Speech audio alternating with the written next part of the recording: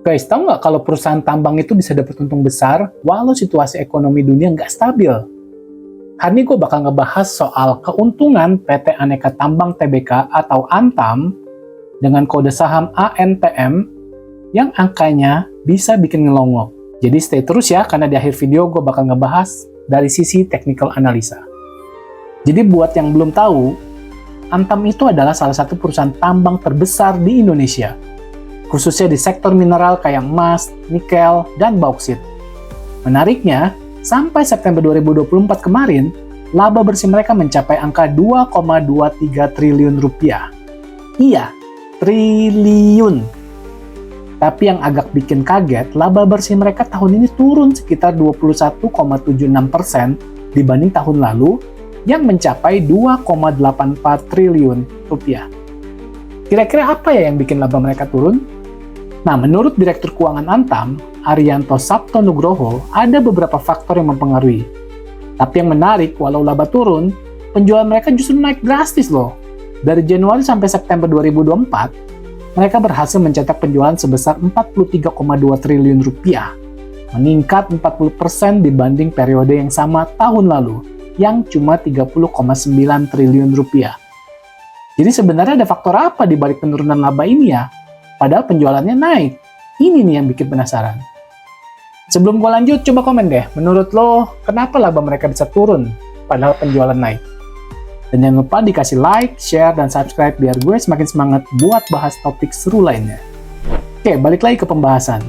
Arianto juga menyebut bahwa mereka lagi fokus memperkuat posisi strategis di dalam negeri dan terus berupaya membangun ketahanan bisnis dari berbagai tantangan ekonomi dan geopolitik. Jadi bisa dibilang, Antam ini nggak cuma mikirin profit jangka pendek, tapi juga nyiapin fondasi buat masa depan. Selain itu, mereka juga komit buat menjalankan yang namanya good mining practice dan operational excellence. Jadi mereka nggak ngasal ngebor dan eksplorasi, tapi juga peduli sama sustainability. Ini keren sih, karena artinya mereka nggak cuma ngejar untung, tapi juga mempertimbangkan dampak lingkungan jangka panjang. Nah, sekarang mari kita lihat aktivitas eksplorasi Antam itu seperti apa sih sampai akhir September 2024 kemarin. Fokus utama mereka jelas ada di 3 komoditas besar, emas, nikel, dan bauksit. Emas. Untuk eksplorasi emas, mereka beroperasi di Pongkor, Jawa Barat dengan aktivitas pengeboran tambang bawah tanah dan permukaan. Ini menarik karena eksplorasi bawah tanah biasanya lebih kompleks, tapi bisa lebih efektif dalam menemukan cadangan emas. Nikel. Nikel adalah salah satu komoditas utama Antam yang dieksplorasi di daerah Sulawesi Tenggara dan Maluku Utara. Mereka nggak cuma melakukan pengeboran, tapi juga pengukuran geologis dan geofisika. Nikel ini penting banget karena punya potensi besar buat masa depan energi, terutama buat baterai kendaraan listrik. Jadi kalau mereka berhasil meningkatkan cadangan nikel, ini bisa banget ngasih dampak positif buat nilai saham mereka. Bauksit. Bauksit ini komoditas yang kurang familiar mungkin buat sebagian orang. Tapi ini penting buat bahan dasar aluminium. Eksplorasi bauksit mereka dilakukan di Tayan dan Landak, Kalimantan Barat, dengan berbagai kegiatan survei geologi dan pengeboran.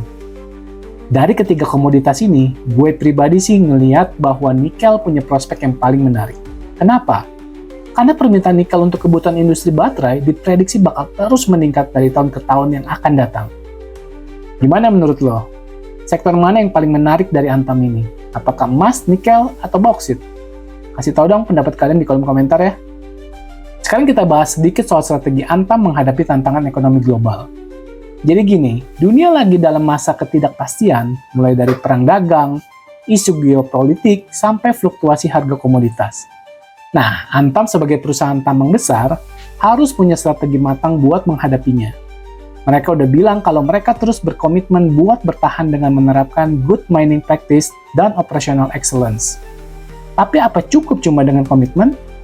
Menurut gue, Antam perlu terus melakukan inovasi, terutama dalam eksplorasi nikel. Karena pasar nikel ini benar-benar potensial banget. Dengan mereka memperkuat produksi nikel, ini bakal ngebantu perusahaan mengamankan posisi mereka di pasar global. Nah, kalau kalian suka analisis seperti ini, jangan lupa buat subscribe channel ini. Gue bakal terus update kalian soal perusahaan-perusahaan besar lainnya yang berhubungan dengan saham di Indonesia. Nah, sekarang kita masuk ke dalam analisa teknikal. Secara jangka pendek, sebenarnya saham Antam ini dilihat dari sisi teknikal nggak terlalu menarik ya. kita akan coba melihat dari sisi time frame daily. Di sini ada satu area support yang cukup kuat. Dia terlihat bereaksi berkali-kali. Kalau misalnya untuk mau spec buy on support, ini oke banget karena risiko kecil. Jadi kalau misalnya mau dibikin trading plan seperti ini, dengan tutupan yang hari ini di 1.500, berarti risikonya itu hanya cukup di 1.475, itu kurang lebih hanya 1,7% risikonya. Target cukup 1:2 aja ya, risk-reward rasionya. Nah, target hanya di 1.550. Tetapi kalau misalnya ngelihat jangka panjangnya, gue akan masuk ke weekly. Nah, di weekly akan lebih menarik jika dia sempat terkoreksi dulu saham Antamnya. Karena di area 1.395 sampai 1.300 itu ada area demand zone. Dimana kalau misalnya nyampe ke area demand zone ini akan ada kemungkinan untuk reversal kembali. Dan kalau kita mau tarik trend line, support trend line, ini terlihat seperti ini.